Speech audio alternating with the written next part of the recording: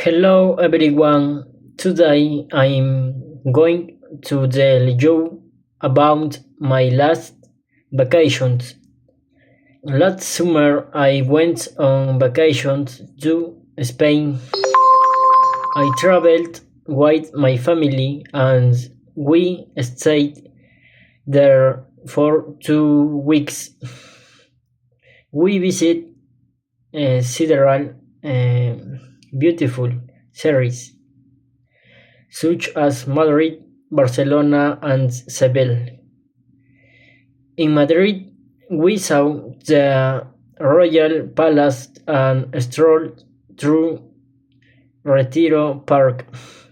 In Barcelona, we visited the Sagrada Familia and relaxed on the beach. In Seville, we enjoyed a flamenco show and tried delicious ice cream.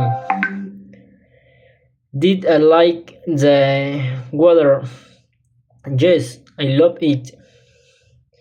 It was sunny, perfect for sightseeing.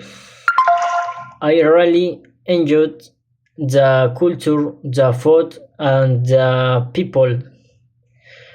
It was an unforgettable vacation.